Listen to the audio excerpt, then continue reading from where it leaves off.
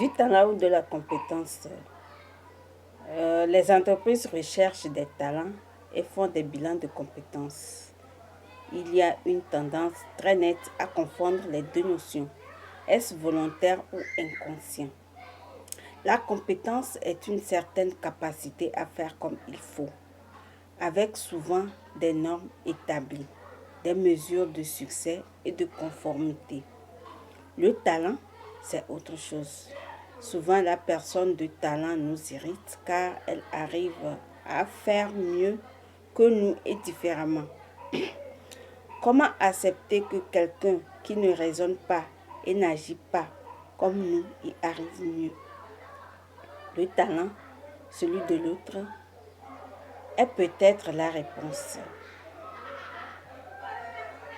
L'entreprise recherche évidemment des talents pour leur agilité et leur adaptation à la nouveauté, mais en quantité plutôt homéopathique.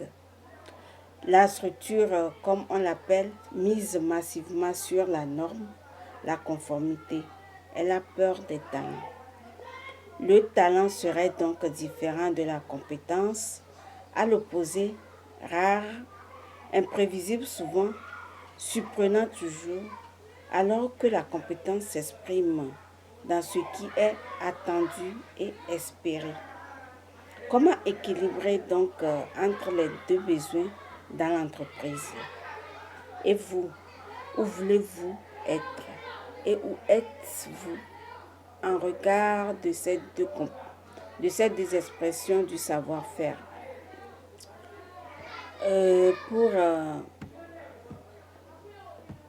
Pour vous aider,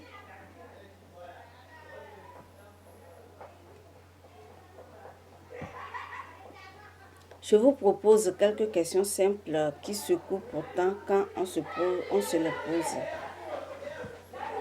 Les voici.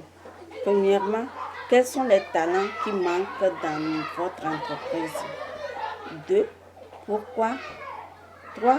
Est-ce que nous les avions? 4. Est-ce que nous les avons perdus? 5.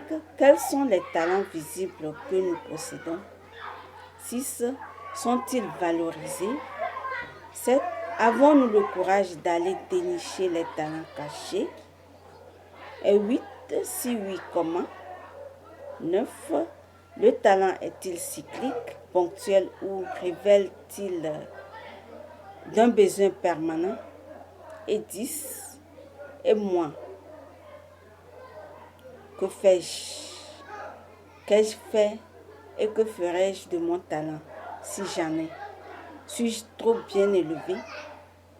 Vous pouvez bien évidemment vous référer aussi à des situations de talent, soit dans le business, soit dans les arts, et en tirer des conclusions. Quel est le talent de certains cinéastes qui sont presque des idoles? Pourquoi reconnaît-on immédiatement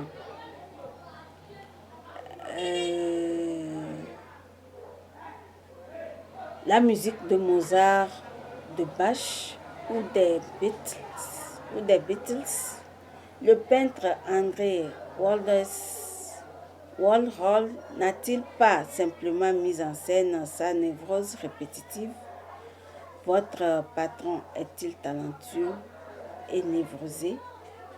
Et vous, pourquoi avez-vous envie de dire certaines choses à l'infini, de radoter aux yeux de certains? À vous de trouver.